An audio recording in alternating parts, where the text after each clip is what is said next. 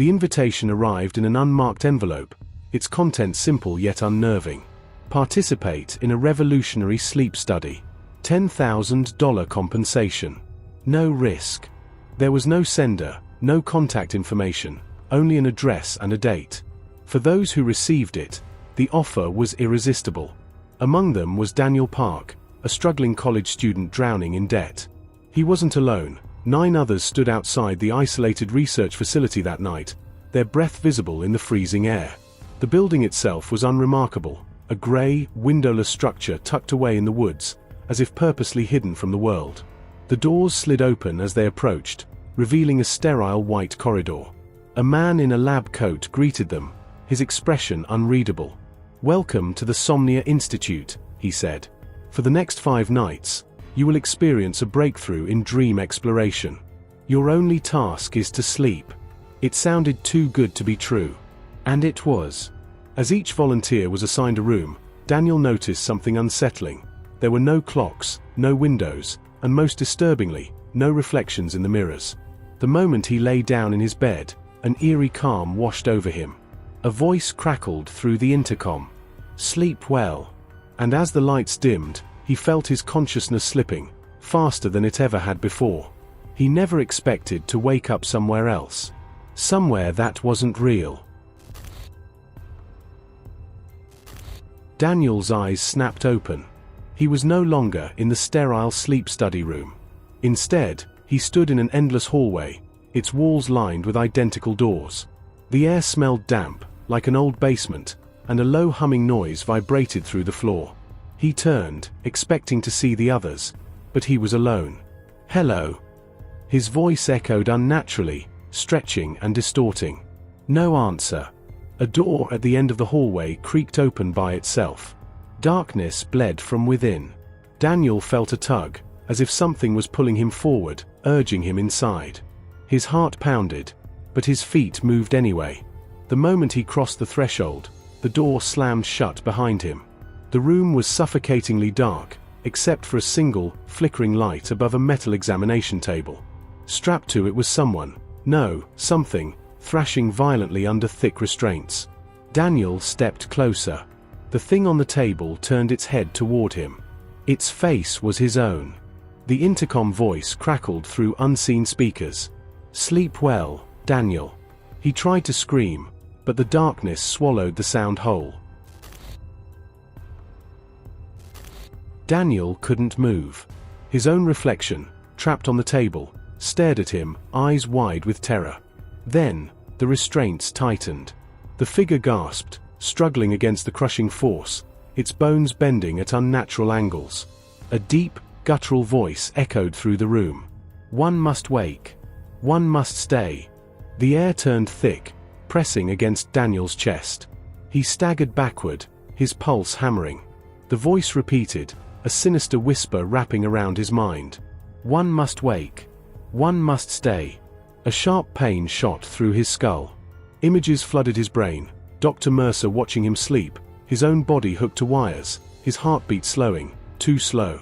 This wasn't a dream. This was a trap. The door behind him slammed open. The hallway was still there, but something had changed. Shadows moved unnaturally, stretching toward him. Daniel knew, if he didn't escape now, he never would.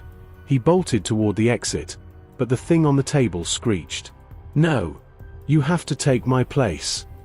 Daniel hesitated. It had his face. Was it really him? The door frame began to shrink, the hallway twisting like a living thing. He had seconds to decide. Run. Or switch places. Then, a pair of cold hands grabbed his ankles. Daniel kicked at the cold hands gripping his ankles, his breath ragged. The thing with his face was pulling him back toward the table, its fingers digging into his skin like iron clamps. "Take my place. It's your turn," it shrieked, voice distorted, unnatural. Daniel thrashed, twisting free. He lunged for the shrinking doorway, but the world around him shifted again, walls curling like paper, the ceiling stretching into a black void. He was running in place, trapped in a nightmarish loop. Then, the voice returned. "One must wake. One must stay." A realization hit him. This wasn't a nightmare, it was a system. A cruel, twisted game with rules. Someone had to stay behind for another to escape. That was why no one woke up. That was why the experiment had no survivors. His pulse pounded in his ears. If he wanted to get out, he had to trap someone else in his place. The thing lunged again. Daniel spun, grabbing it by the wrists. He forced it toward the table. "You're not me," he hissed. "And I'm not staying." It fought, shrieking, but Daniel was stronger. He shoved it down onto the metal slab. The restraints coiled around it instantly, binding it in place. The air crackled. The darkness trembled.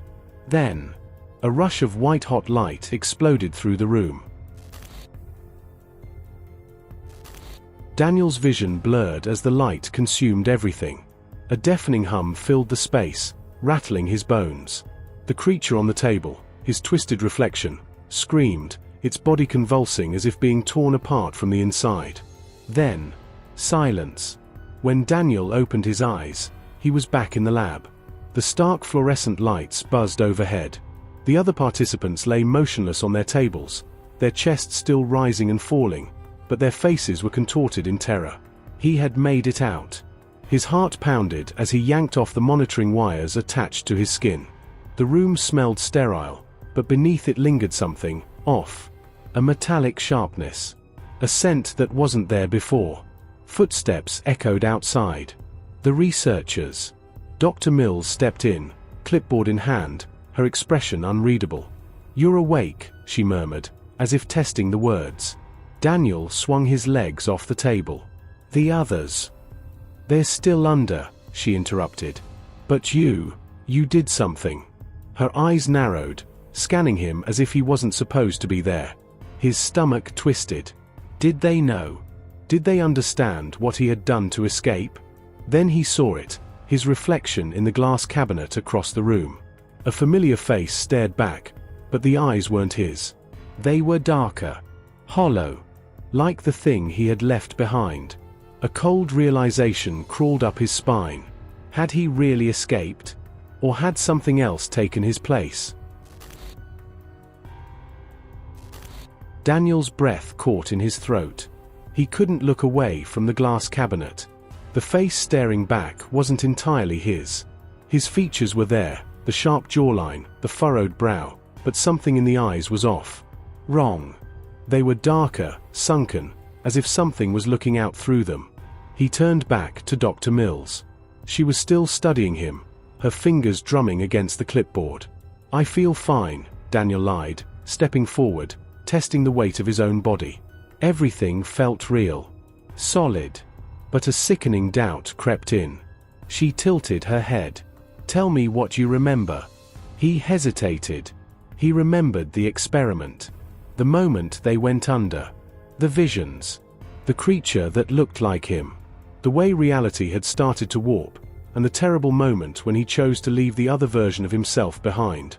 But what if that wasn't what happened? What if he was the one left behind? His stomach churned. I saw something," he admitted carefully. "A place I wasn't supposed to be." Dr. Mills' expression didn't change. Instead, she glanced at the observation window behind him, where dark figures stood watching. They weren't reflections. They were real. And their eyes were just like his. Daniel's pulse pounded as he turned to face the dark figures beyond the glass. Their bodies were shadowy, featureless, except for their eyes. Those hollow, sunken eyes locked onto him like they knew him. Dr. Mills didn't move. She simply clicked her pen. Watching. Daniel took a step back. "Who are they?" She smiled. "You don't recognize them."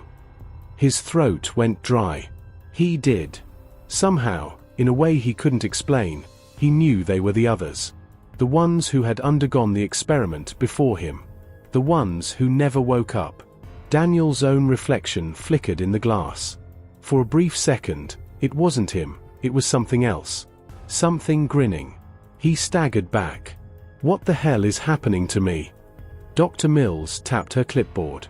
"You crossed the threshold, Daniel." The experiment isn't just about sleep. It's about consciousness. His breathing turned shallow. Something was terribly wrong. He was awake. Wasn't he? One of the figures outside pressed its hand to the glass. The surface warped like liquid, ripples spreading outward. The room seemed to tilt. The walls stretched. And then, one of the observers stepped through. Daniel tried to scream, but no sound came out. Daniel stumbled backward as the figure emerged from the warped glass. It moved wrong, jerky yet fluid, like a puppet with severed strings. The air around it hummed, vibrating with an unseen force. Dr. Mills showed no fear. She only observed. Like this was expected. "Daniel," she said calmly, "what you're seeing is the other side of consciousness. The place between dreams and death." His heart pounded. This isn't real. The figure lurched forward. It had no mouth, no nose, only those hollow, black eyes. But as it stepped closer, its face began to change. Daniel saw his own features reflected in its shifting skin. His stomach twisted. It was him. Or something wearing his form. "I don't belong here," he choked out. Dr. Mills scribbled something in her notes. "That depends. Have you truly woken up?" The room shuddered. The lights flickered. The figure reached out, fingers stretching unnaturally long. And Daniel felt something pull him. Not physically, but from inside. Like his soul was being dragged from his body. He tried to resist, to scream. But his voice had already left him. The experiment wasn't over. It had only just begun. Daniel couldn't breathe. The thing wearing his face gripped his shoulders, its touch colder than death itself. He wasn't just seeing the nightmare, he was becoming part of it. Dr. Mills remained eerily calm. She observed, scribbling in her notebook as if this were just another routine session. Did she know this would happen? The walls of the room melted into darkness, stretching into an endless void. Shadows moved within it. Watching. Waiting. Then, he heard them. Whispers. Not from the creature. Not from Dr. Mills. From the others. The ones who never woke up. Faint, distorted voices called his name. He turned his head, and saw them. Figures stood in the darkness, their forms flickering like a dying signal. Men and women dressed in hospital gowns, their faces contorted in silent screams. Their eyes, empty, black voids. One of them stepped forward. His name tag read, Dr. Edwin Harrow. Daniel's stomach twisted. Dr. Harrow had been the original lead on the experiment. But he had vanished 10 years ago. "You shouldn't have come here," Harrow's voice crackled, as if played through a broken speaker. Daniel tried to step back, but the thing holding him wouldn't let go. Its grip tightened. "You need to wake up," another voice whispered. But first, Harrow's face twisted into something inhuman. "You have to remember how you got here." The void around him shattered like glass. And suddenly, Daniel wasn't in the room anymore. He was somewhere else. Somewhere familiar. Daniel's mind twisted as the world around him reassembled itself. The nightmare was no longer just a dream. It was a memory. He stood in a dimly lit hospital corridor, the walls peeling with age. The air smelled of antiseptic and something rotten beneath it. He had been here before. A single door at the end of the hallway bore a faded plaque. Experimental Sleep Study, Room 6. His heart pounded. His own name was listed among the test subjects. The realization crashed over him. He had been a volunteer. Not a journalist. Not an outsider uncovering the truth. He had been part of the experiment. And he had never left. Behind him, shadows moved. The figures of the other subjects, trapped in an endless loop of nightmares, reached for him. Their mouths stretched wide in silent pleas for help. Dr. Mills' voice echoed in his head. "If you see the truth, you may never wake up." Panic surged through him. He had to escape. He had to wake up. Daniel turned and ran, but the hallway stretched endlessly. No doors. No exits. A mirror appeared before him. In it, he saw his reflection, or what was left of him. His eyes were black voids. His skin pale and lifeless. He had never woken up. He was one of them now. A distorted version of his own voice whispered from the reflection. "You should have never gone to sleep." The world around him collapsed into darkness. And then, silence. The nightmare continued. For eternity.